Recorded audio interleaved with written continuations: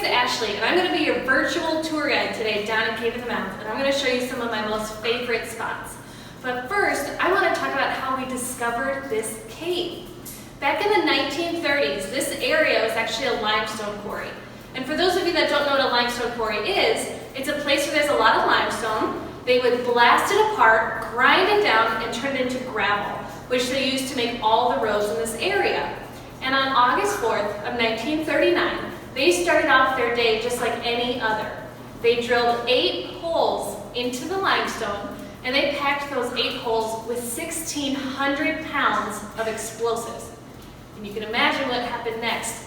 Boom! All that limestone flew up into the air, and when the dust settled, they looked over that quarry edge and they found a big black hole.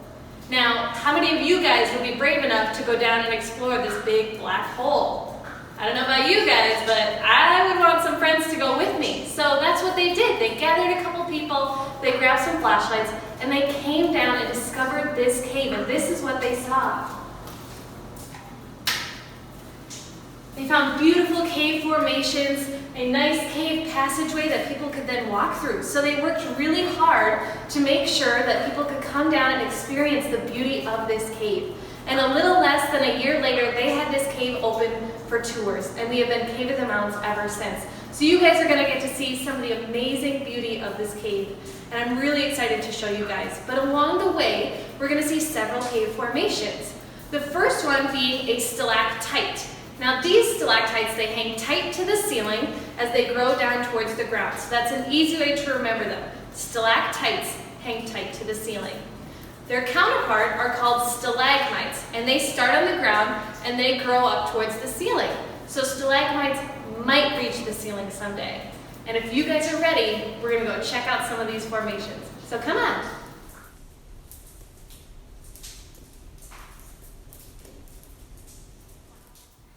These are some of the formations that I just talked about. We've got stalactites on the ceiling that are pretty small, but we have these giant stalagmites here right along the cave trail. Now, how did these get here? And how did this cave form? Well, water from rain or melting snow soaked into the soil, and in the soil it bonded with carbon dioxide to create carbonic acid. Have you guys ever heard of carbonic acid before? Maybe some of you have, maybe some of you haven't. Well, we actually drink it all the time. It's just carbonated water, and it's in all of our pops, sodas, sparkling waters, our seltzers. And when you drink carbonic acid, it eats away at the calcium of your tooth to create a little cavity. That's why the dentist always says, don't drink soda. Well, as that carbonic acid is made naturally in the soil, it comes down through the nooks, crannies, and cracks in the limestone and slowly dissolves away the calcium of the rock, which then creates a cave. So this very cave formed exactly the same way that cavities form in your teeth. Pretty neat, huh? Let's go learn some more.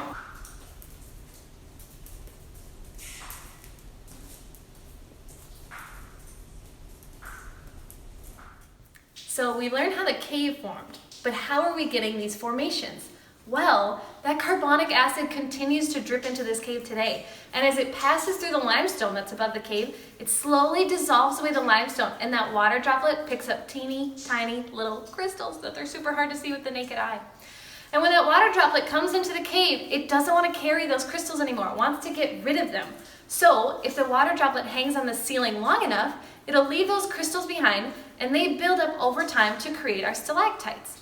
But if it can't hang on the ceiling long enough, it drips to the floor, leaving the crystals behind, and they build up to create our stalagmites. So you can see in this particular area of the cave, it's really drippy. So the water is not hanging on the ceiling long enough to create our stalactites, and that's why we have such big stalagmites. It's really cool. Now these crystals are so teeny tiny that it takes about 250 years to create 1 inch of cave formation. That's about the size of a marshmallow. Isn't that crazy? Can you imagine how long this took? We estimate our cave to be about 1 to 2 million years old, which is so awesome to be down inside the Earth's history right now. And a fun fact, your hair grows more in 6 hours than this cave will grow in 1 entire year. Yeah, think about that.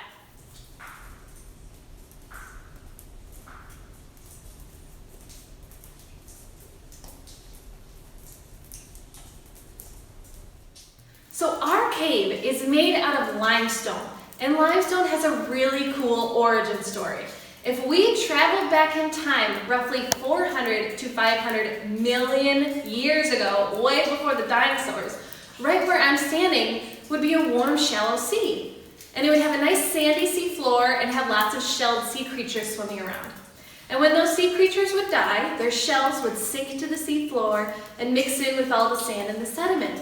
And over time, so much sand and shells built up, it got so heavy that all of that weight and pressure acted on the bottom layer, and it squeezed out all the water, and it cemented all the particles together, turning it into a layer of stone, which is limestone. And over more time, more sand and shells built up, creating enough weight and pressure to turn the next layer into stone. So limestone is layer upon layer of ancient sea floor. So if you think about it, we're practically standing at an ancient beach right now. It's just really, really old. And the coolest part about it is that some of those seashells were actually trapped in the rock and preserved and turned into fossils, just like this one right up here.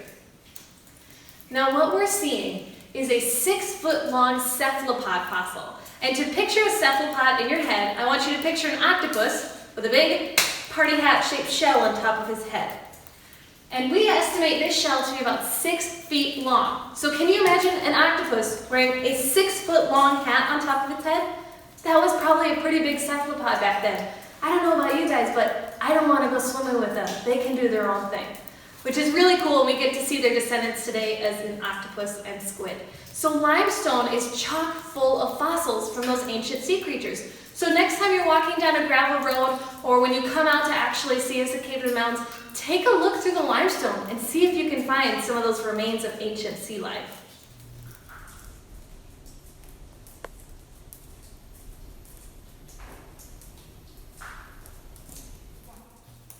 So right behind me here, this is the bottom of a sinkhole. Have you guys ever heard of a sinkhole before? Well, let me tell you a little bit about it. It's when a cave forms underground, but it forms a little bit too close to the surface. And so if my arms are a cave, at the very top, it's getting stretched a little too thin, the surface and the ceiling can't support itself anymore, so it sinks in. So above ground, you get this big bowl-shaped depression, and below ground in the cave, you get a big pile of rocks that we like to call a collapse. Now, that probably doesn't make you feel very safe about going in a cave when I say the word collapse, but this has happened so long ago that it's completely done shifting and moving. We don't need to worry about it anymore, and we wouldn't take people down in the cave if it wasn't safe. But we get to see the remains of this sinkhole, which is so neat. And the very first explorers, when they entered in at the discovery site and they were making their way down here, they got to this point and they thought, oh no, it's the end of the cave. But they didn't realize that there was another passage that went below their feet where they had traveled down that went back towards the beginning. And they were curious to know if maybe there was more cave on the other side of this. So they actually tunneled back there about 60 to 70 feet, and they did not find any more cave. So right here where I'm standing is the southernmost extent of our cave.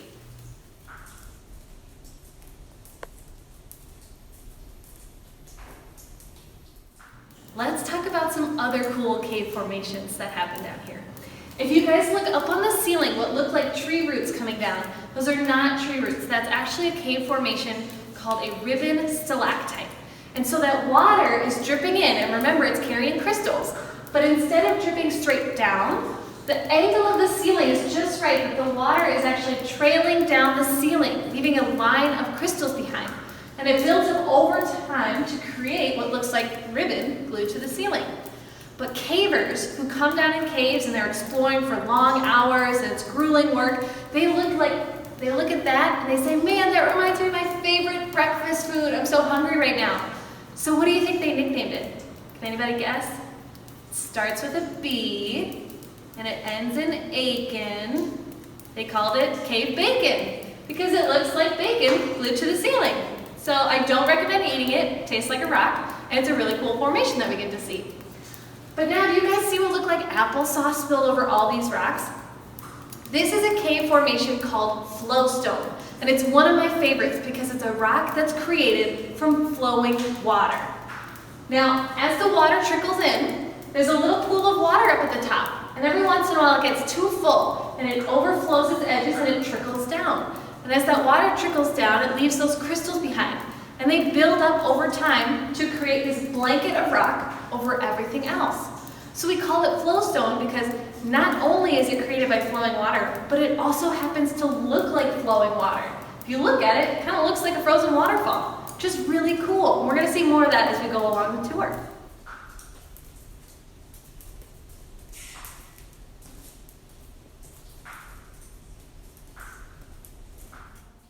So right here, this is what we call the painted waterfall. And we're seeing more of that flowstone that I just talked about. But another cool thing about this is another sinkhole. And if you were on the surface, it would have been a bowl-shaped depression, but below ground is a big pile of rocks. And this happened so long ago that flowstone was able to come in and form over all these rocks. And remember, it takes 250 years to create 1 inch of formation. And this is covered in a very thick layer of flowstone. So this happened an extremely long time ago. And we know that it's completely done shifting and moving and it's settled. Now, if you look at the painted waterfall, you'll notice lots of beautiful colors on it. Reds, browns, blues, blacks, and that all has to do from the different minerals that are coming in with the water. So, as water comes in, it's not only bringing those crystals that we talked about, but it's bringing with it other minerals. So, the reds and the browns that we're seeing are from iron. The blues and grays and blacks are from a mineral called manganese, rhymes with mac and cheese, makes it a little easier to remember. And the yellow and the white and the cream is from calcite, which is actually this main mineral of limestone, so that's why it's a very similar color. Now, if you look up here and over to the right, you're going to see what look like little white icicles coming down. These are soda straw stalactites. And when I say that, I kind of mean like they're baby stalactites. Not that they're young in human years, but they're young in cave years. They're just starting to form. And when they're forming like this, they're actually hollow in the middle, just like a soda straw. So that's why we call them soda straw stalactites. Over time, they're going to get bigger. They're going to take on maybe more of a cone shape that we're used to. They might even clog up in the middle with minerals. But right now, they're hollow just like a soda straw. They're really cool to check out. We'll give you a close-up in just a second.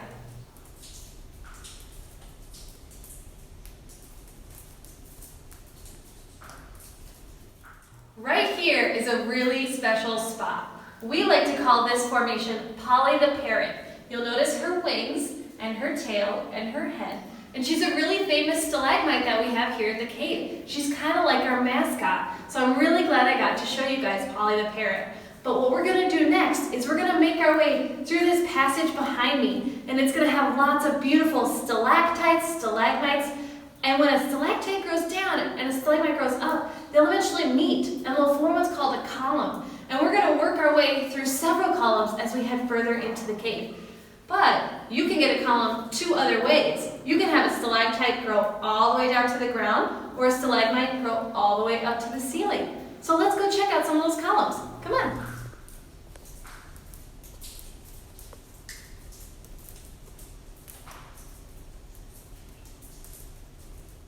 So as we journey through the cave, there comes to a point where it gets too narrow for people to fit through.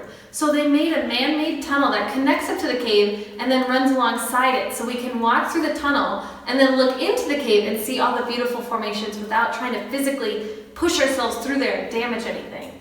But when they made this tunnel, they came across this little guy. And this is a completely separate cave from Cave of the Mounds. And you need to have 3 things to be considered a cave. 1, you need to be made by nature, which it is. 2, it needs to be made of rock, which it is. And 3, it has to fit a human.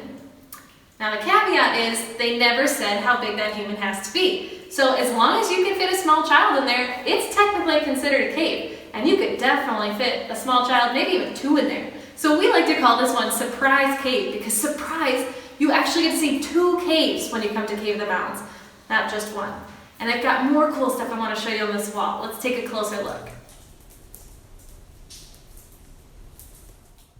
So when they made this tunnel, water started to drip in, and as it dripped down the wall, it left those minerals behind that we talked about. the crystals that make the flowstone, the manganese, the iron, all kinds of cool stuff. And these minerals do something really special that I want to show you. But to do this, I'm going to have to turn the lights off. Look at how cool that is. The minerals are literally glowing in the dark. That's because these minerals are fluorescent, meaning that when you shine a black light on them, they take in that energy from the black light and they get so excited that they just don't know what to do with all this energy. So they give it right back to us in the form of light, which is what we're seeing. So these minerals are fluorescent. Now the coolest part about these minerals is that when I turn these lights off, they're gonna glow in the dark for a few seconds. That process is called phosphorescence. Check it out. Pretty neat, huh? Now, when that actually fades out and no more light is given off, we enter into what's called total darkness. And this is the natural environment of the cave. It's what it formed in, it's what it's used to. And you can only get total darkness in two places on the planet: in a cave or at the bottom of the ocean. So I don't know about you guys, but I don't go to the bottom of the ocean very often. So many people never get to experience this in their lifetime. So when you guys get the chance, come to Cave of the Mountains and experience total darkness for yourself. Whew, now the lights are back on and we can find our way out.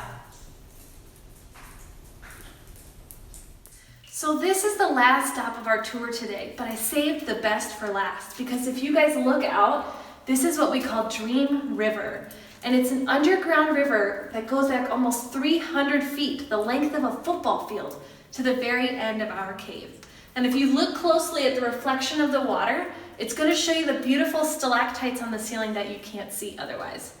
Now, I want to thank you guys for coming out to the cave, even if it was virtually, and I wish you guys the best of luck in the future. I hope you guys come out with your families and get to explore this cave for real. If you have any questions, just give them to your teacher. They can email me and I will answer them personally for you. Have a great rest of your day.